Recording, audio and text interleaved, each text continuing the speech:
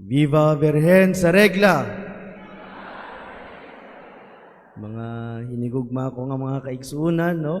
Kay Kristo, mga fellow ko nga mga deboto, mga pilgrims, nga nagmahal sa mahal nga Virgen sa Regla, maayong buntag ka naton tanan. Siguro kay nakasayod man ta sa kini nga kasaulugan nga kita niduol na gayud og niduol na sab diya sa mahal nga inahan og adlaw na sab sa mahal nga inahan mausab nga kita giusa karon. Amen. Siguro matag usa ka nato daghan kita gidala nga mga pag-ampo. Kanunay nato nga gidala diya sa inyo nga mga pagsangpit diya sa mahal nga inahan. O siguro personally, ang ako ang mga pag-ampo o ako prayers, samtang na malandong ko, nga naman nga daghan kaayo o kanunay gayud kita miduol diya sa mahal nga inahan. Nakapangutana mo ana, nga naman nga muduol gayud ta, no? And indeed, diya sa ako pagpangutana o perhaps sa inyo mga kasinatian, nga naman nga may duol kita, siguro on a personal level, Mama Mary touch and change my life forever. Amen? Nga naman, siguro nindot siya nga pahimangno nga nabag-o manggayud ta. Diya sa ato debosyon, diya sa ato kanunay nga pagtuo diya sa mahal nga inahan. Mauna nga kung ang akong kinabuhi nabagog natandog sa dakong gugma sa mahal nga inahan para kanako ug para usab kaninyo. If ang mahal nga inahan walay kabahin ug walay kabahin diya sa inyo inadlaw-adlaw nga paglihok diya sa inyo panimalay, dili gayud kita mabago. No? Ug ato tan-awon, no? Nga daghan kayo mo adto diri sa simbahan. Mausab nga kahapon sa giingnan ko ni Father Boy nga kung pwede ako makahatag homily, siguro nindot ni siya nga reminders pod, no? Nga as part of our Christian life, the Blessed Virgin is always part of our life. Amen? Mausab no sa kung ato tanawon diri sa sud sa simbahan sa gawas man, daghan kaayo mga imahe o images sa ato ang pagtuo. Ang mga nagtabang diya sa gawas, ang ato mga gwardya, ang mga namaligya kandila, kabahin sila sa imahe sa ato a pagtuo. Mausab no nga matag kasing-kasing sa taga-deboto sa mahal nga inahan sa Regla, makaingon gud ta nga ang matag usa kanato buhi kaayo ang pagtuo. Amen. Kay nga naman because ang mahal nga inahan kanunay magpaluyugod kanato. Indeed no, diya siguro sa mga individual prayers nato, siguro daghan po tag isangpit, daghan kita mga katuyuan.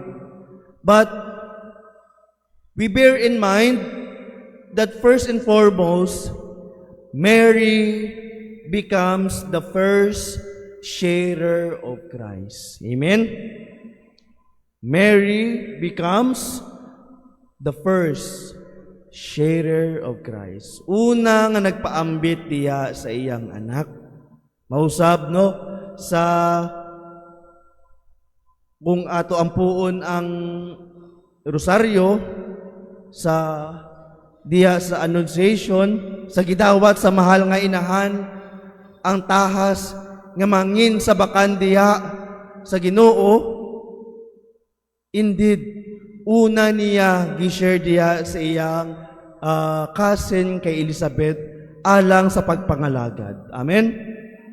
Mausab nga kung tinuod kita nga deboto, kung tinuod kita nga nagmahal sa mahal nga inahan, we know how to share Christ. And to share Christ means that we become the living action of love. Buhi nga lihok sa gugma sa Diyos. Pinaagi sa atong maayong buhat. Mausab kasayod kita nga ang kinabuhi karon dagan kaayo hagit, kalisod kaayo sa kinabuhi. Mahal ang palitonon, mahal ang krudo, walay tarong nga pangita, gubat dikto sa lahi nga naasod, nga nakaapekto sa ato. Pero, dili jud nato makalimtan nga ang ato tag sa ka mga pag-ampo diya sa mahal nga inahan, magdala ka nato diya sa kalinaw, nga sa kanunay, nagpahimangno, nga naay inahan nga naminaw ka nato. Amen? Mausab no nga on our individual prayers, siguro dagan mo giampo diha. Siguro, Mama Mary, tabangi ko kay wala mi palitunon karon. Mama Mary, dagan ko bayronon karon.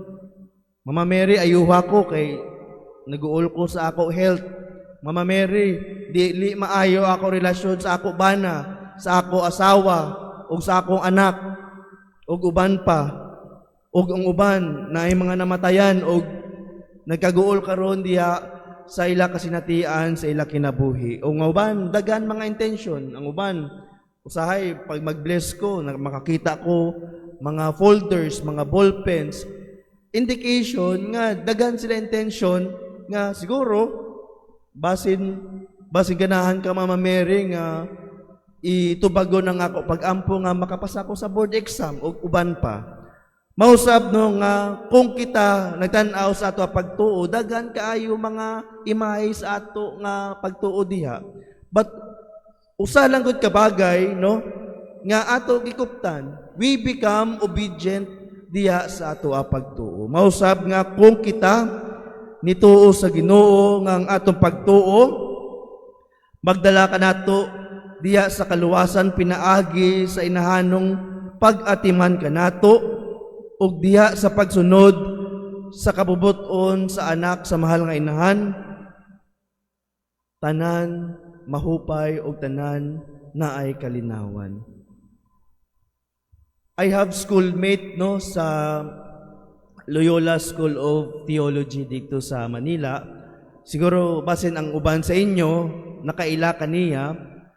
She was a famous actress no back then, but until now I believe no, but she lived the limelight of show business to pursue a consecrated life, a lay consecrated life, no. Her name was Chinchin Gutierrez, no. So schoolmate na ako siya, pero wala good na ako siya na classmate.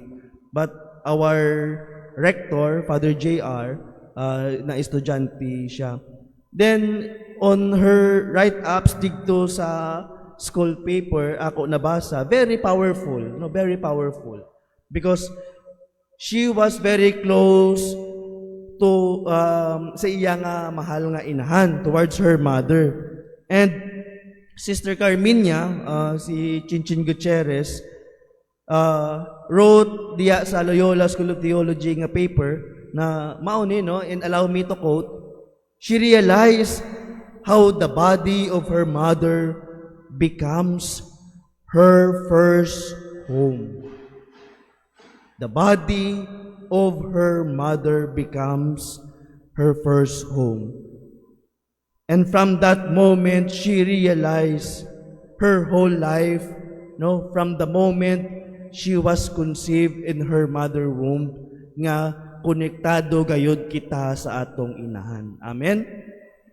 Mausab, no? Daghan man kaayo di mga inahan o mga amahan. But siguro makaingon kita that the maternal care, our spiritual connection towards our own mother is very powerful. Amen? Mausab, di ba, sa inyo pagka inahan, makasayod kayod mo nga ang inyong mga anak na ay problema, bisag di pa na musulti. Amen? Your maternal care, your motherly instinct is very high kayo. No? Kung baga, ang frequency ninyo, grabe kataas. Na siya gidala. Basi nag-away niya sa iya nga misis o iya nga bana. So, bisag di mo mangutana, kasayod-gayod mo. And for some, no, diya sa ato, kanunay nga pagsampit diya sa mahal nga inahan, no, ang mahal nga birhen becomes also our home. Amen? That is why, kung ato tanawon, ang ato mga kaigsuunan, dire, sometimes, makaingunggod ko nga, uban, halos diri na magpuyo sa simbahan. No? So, you are very much closer diya sa mahal nga inahan. Mausab, no? Because we are being cared by our mother. That is why, no, Mama Mary becomes our own home. Dili lang kay tungod nga ang mahal nga inahan becomes the Ark of the Covenant o ang sabakan ni Maria, mao diya ang Ginoo. Nga diya sa atong kasinatian, we can always relate to our image of God as a loving mother. Isip usaka, Ginoo, nga puno sa pagpangga. Mausab nga, kung ato tanawod ang ato pagtuo, mausab na ang ato gikuptan. Lastly, ang mahal nga inahan, sa beren sa regla, naghatag kanato sa kaluwasan, pinaagi sa simbahan. Mary becomes our mother, our home, and our salvation diya sa ato kanunay nga pagtubag sa simbahan. Mausab no nga kita tanan ang ato debosyon diya sa mahal nga inahan, naningkamot gayud kita sa ato pagtuo nga makapalagaan nato nga adunay inahan nga kanunay ni tan-aw sa atong mga pagpanginahanglan. Mausab sama ninyo diya sa pagkainahan inyong nasinati nga tinuod gayud ang pagpangga sa ato sa mahal nga birhen. Nga kanunay, we can always relate towards our own mother in relating diya sa iyang anak and assures us nga kanunay dadon sa mahal nga inahan ang atong mga katuyuan diya sa iyang anak nga kita nabag-o ang atong kinabuhi pinaagi sa mahal nga birhen. And we are being called to serve nga adunay kalipay tungod sa grasya nga atong nadawat isip mga deboto ug nagmahal sa mahal nga birhen. Amen.